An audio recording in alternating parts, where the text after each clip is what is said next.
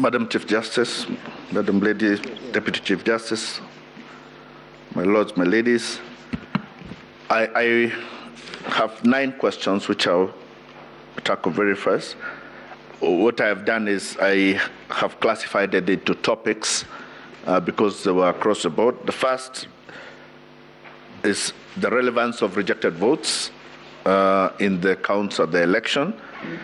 This is a matter that we have asked the court both in 2013 and 2017 to relook. We wish to resubmit as we resubmitted the 2 times, and to say that it is still our position that people who come out to vote, whether their vote is counted or not, are coming out to make a stand on the issue, and whether either due to technicality or other reason their vote is not counted, they must be not treated as those who stayed at home. They are people who came to express an opinion on how they want to be led, but for various reasons their vote was not counted. But the fact that they appeared should be taken into account, so that you would consider their votes whether they are rejected, and even if they are called stray ballots, should also be considered in that sum. The second question was regarding the scientific whether there are any scientific studies regarding the nexus of elections in a postponement.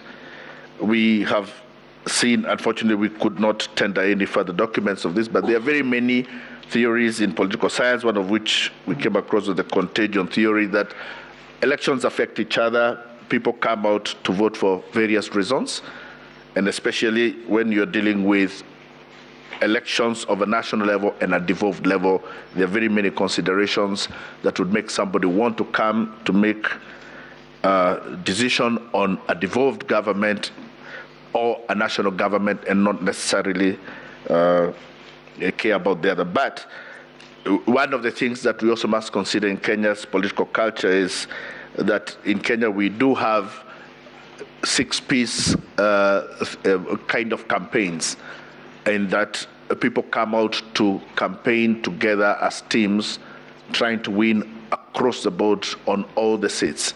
And that when you disenfranchise one, when you stop one election, that means you demobilize part of the political infrastructure that is laid out for that. And lastly, on this point, we want the court also to consider that, at least in respect of Mombasa, and our evidence has shown that there was an order from the Mombasa High Court that has stopped the printing of these ballots, and that was disobeyed. There was also a promise that had been made by the chairman that he will not print, and he went against that too. And lastly, that it was announced on the last minute in that night. The third issue was what elements of Section 80 of the Elections Act we consider necessary in the face of the fact that we are also impeached the process.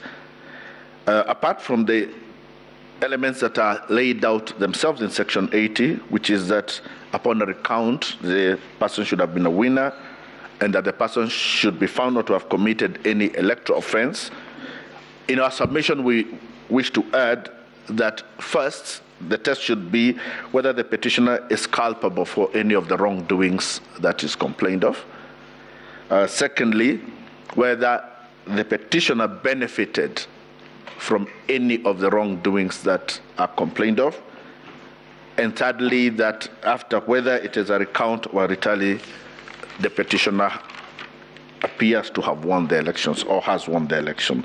Those would be the tests that we would add to what is stated in Section 80. In respect of the question of image on the KIMS, the evidence that has been shown also even from the Commission is that the images are taken on a JPEG format, and the idea of the law of electronic transmission was that that image must appear as it is on the other end. The issue here is that there appears to be a place at which that format was changed, No reason has been given why that format was changed so that it can go to any other format. But also to add that through one of the most popular applications today in Kenya is WhatsApp, and nobody changes. We get a lot of images as original as they are, as colored as they are, in the hundreds on an everyday basis. And I do not think there is any justification why an image taken on a JPEG, on a KIMS-kit, cannot appear in the same format throughout the electoral process. The other question was in respect of the evidence, whether the 4 commissioners participated and what that meant. I would ask the court to look at the annexures that are put as MWK3 in the affidavit of the second petitioner, Martha Karua.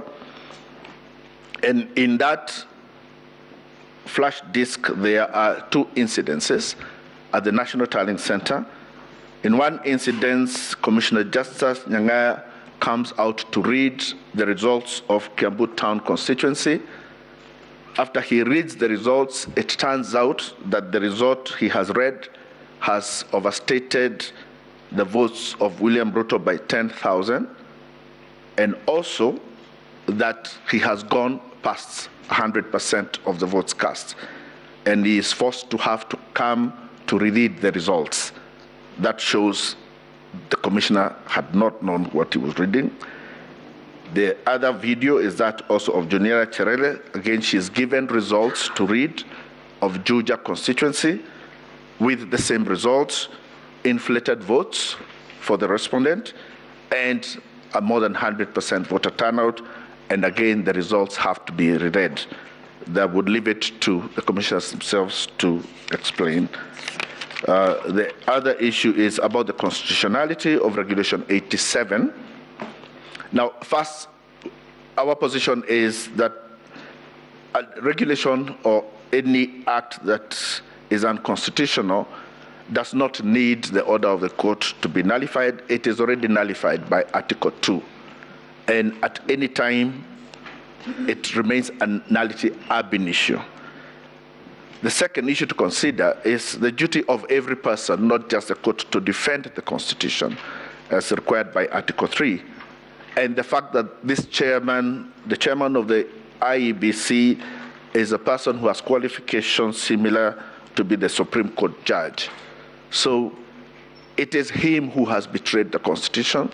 It is him who has seen a regulation which is so clearly unconstitutional, has refused to defend the Constitution, and instead feigned ignorance and purported to use an unconstitutional provision to exercise power.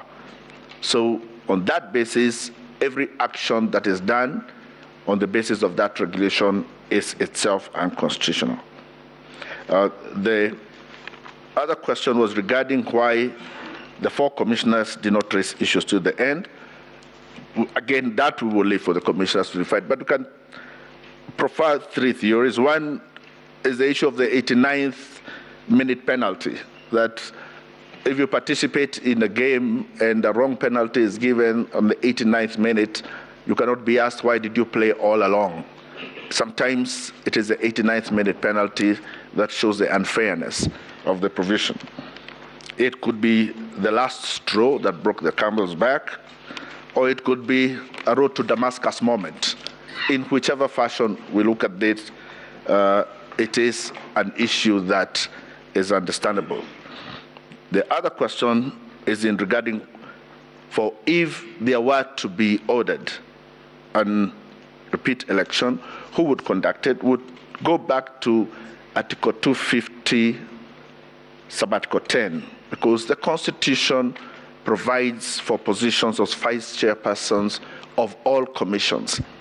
But Article 250 does not lay out any roles that they're supposed to be undertaken by those vice chairpersons. Our position is that that provision is not empty, and it is meant to provide for succession plans in commissions in places where an emergency or situations such as this, where such a succession is necessary. But the second issue would also be that the court itself, its inherent powers, has the power to ensure that its orders are fully obeyed and fully executed. And in such a situation, the court would treat its order as an order that has to be executed and would have the inherent powers to make all such other orders that are necessary to ensure that those orders are executed in full.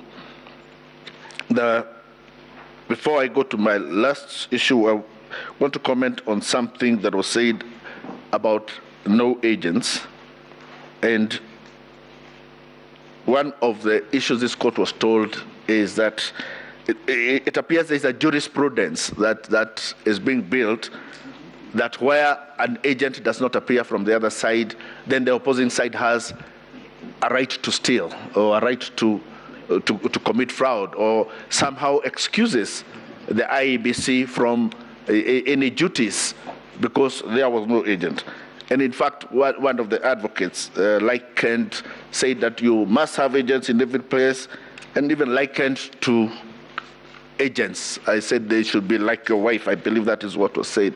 Apart from the fact that that statement is very sexist and insulting, not just to women, but even to constitutionalism. Their courts must restate the duty of IEBC to protect the vote at all times in every place, and that it cannot pass the buck to parties when wrongs happen, and also must put the obligation on every contestant in an election that if you meet a place where there is no agent, it does not give you a right to steal the election in that place. The last issue, and I follow this up with what my learned friend Maha did, I want to show the courts a Form 34A from a place called Gasharaigo Primary School, and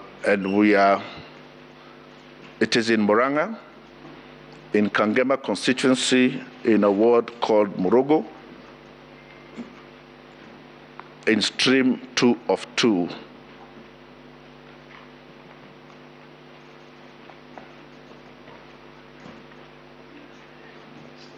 And this document is overlaid over some documents, but look at the left-hand top corner. It is overlaid over a document written Jose Camargo.